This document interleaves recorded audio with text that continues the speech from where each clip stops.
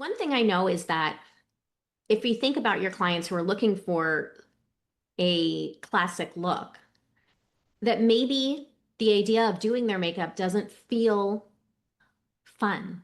And also, it can bring up feelings of insecurity. What do you hear when it comes to a woman's self-worth or self-love? Sure. So first, now we're bringing it to the other side of my. So first, we were talking about sitting in the makeup chair. Now we're talking about everyone putting their makeup on for themselves. I think a lot of insecurities people are having is something similar to what you talked about in the begin, not the beginning, a little bit earlier, Jackie, was that you follow an influencer, you tried some of their techniques and it didn't work for you.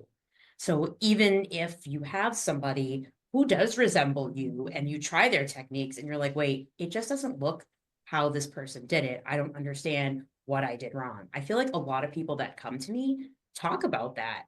And I'm like, it's all fine. And I can find somebody who has brown hair, brown eyes, and light skin like me. And I say, okay, let me follow their techniques. And it's not going to look the same because I don't exactly look like them. It's not my face. That's their face. So when you come in and learn about makeup and how to put it on yourself, it changes you in a very interesting way because you're like, wait, oh, it's almost like ding, ding, ding. That's the way to say it. And for yourself, you're like, okay, now I know what to do.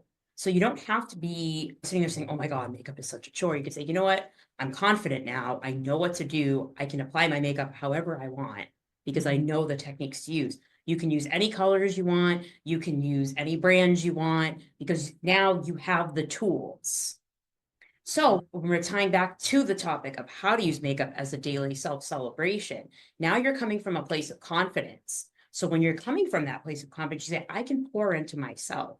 And this is something that I have learned in my own life, which is why when you were like, let's do a LinkedIn Live, I was like, I love this topic, Jackie. Let's talk about it because this is a learned experience for me even as a professional. This is like a very new learned experience for me, like as new as 2025. I'm like, wait a minute, like I did all these other things in the background. Now I can use makeup as my own tool for myself because you work with folks one on one. I also do. We use our skills to pour into other people, but we can also use it to pour into ourselves. So I was like, wait, I can sit down every morning when I get up for clients at 4 o'clock in the morning, and I could take 15 minutes, say, okay, I'm going to put on a pretty makeup look just for me.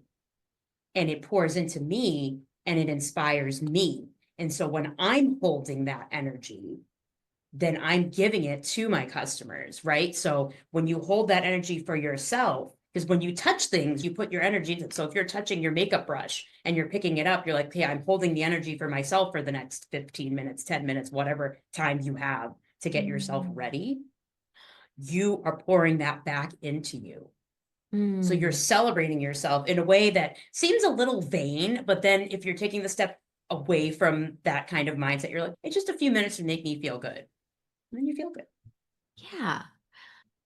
I love all of what you said, specifically focusing on the energy that you're putting into it and how that translates into how you feel and then how you're supporting others throughout your day. And it's interesting when you said it might seem vain. I don't think it is. But then again, maybe vanity isn't something that I really connect to as a word. And words for me are incredibly important. They have so much power. I think it's instead, like we said, it's celebrating you.